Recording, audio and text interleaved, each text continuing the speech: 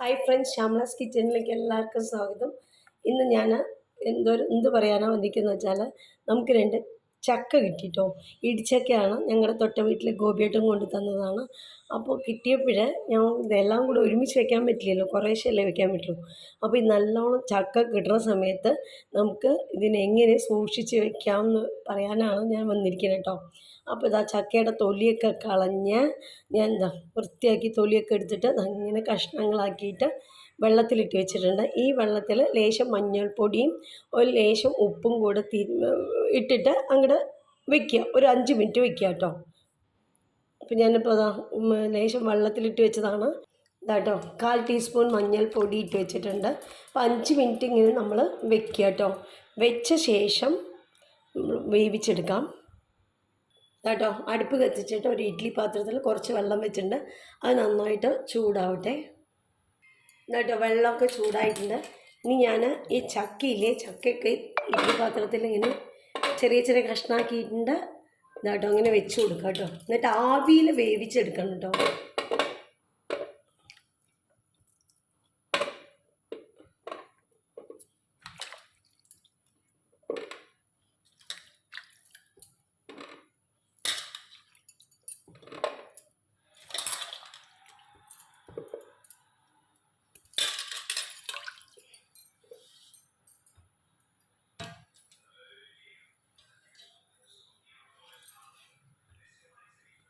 ഇങ്ങനെ വെച്ചിട്ട് നെയ്റ്റി പാത്രം മൂടി നല്ലോണം, നല്ല വേവരുത്, ഒരുവിധം വേവുന്നവരെ നമ്മൾ അടച്ച് വയ്ക്കാം. നമുക്ക് ചക്ക വെന്തോ നോക്കാം. ഒരു 3/4 വേവായാൽ മതി കേട്ടോ.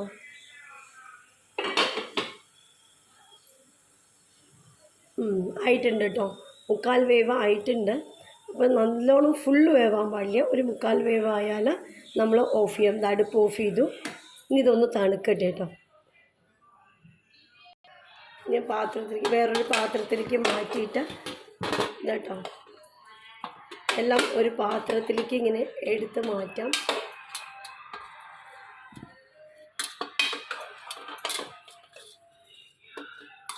ഇത് ഫുള്ള് എടുത്ത് മാറ്റിയിട്ട് നല്ലോണം ആറിയ ശേഷം അതിൽ വെള്ളം നിൽക്കാണ്ട് തുടച്ചെടുക്കണം കേട്ടോ.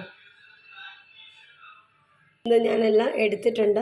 ഇനി ഒന്ന് ഞാൻ ഫാനിൻ്റെ താഴെ വെച്ചിട്ട് ഒന്ന് ഉണക്കിയിട്ട് നല്ലോണം അതിൻ്റെ ആറിയിട്ട് തുടയ്ക്കണമല്ലോ. അപ്പോൾ ഞാൻ നന്നായിട്ടൊന്ന് ആറാൻ വേണ്ടിയിട്ട് ഫാനിൻ്റെ താഴത്ത് വയ്ക്കാൻ പോവാം കേട്ടോ. ഇതാട്ടോ, നമ്മൾ ചക്ക നന്നായിട്ട് ആറിയിട്ടുണ്ട്. നല്ലോണം തുടച്ചിട്ട് ഓരോ കഷ്ണവും തുടച്ച് വെച്ചിട്ടുണ്ട്. തുടച്ചിനി ഞാൻ ഇതൊക്കെ ഒരു പാത്രം എടുത്തിട്ടുണ്ട്. ഈ പാത്രത്തിൽ ഇങ്ങനെ ഇട്ട് വയ്ക്കാം.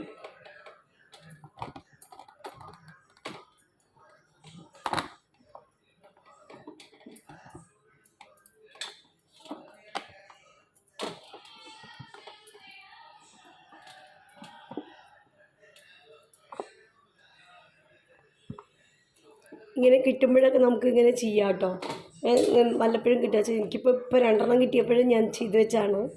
ഇനിയും കിട്ടുകയാണെന്ന് വെച്ചാൽ ഇനിയും ഇതുപോലെ ഞാൻ ഉണ്ടാക്കി വെക്കാൻ വിചാരിച്ചത്. അപ്പോൾ നമുക്ക് ഇഷ്ടമുള്ളപ്പോൾ ചക്ക പുളിങ്കറിയോ ചക്ക സാമ്പാറോ ചക്ക പൊടുത്തൂലോ ഉപ്പേരിയോ എന്ത് വേണമെച്ചാലും ഉണ്ടാക്കാമല്ലോ.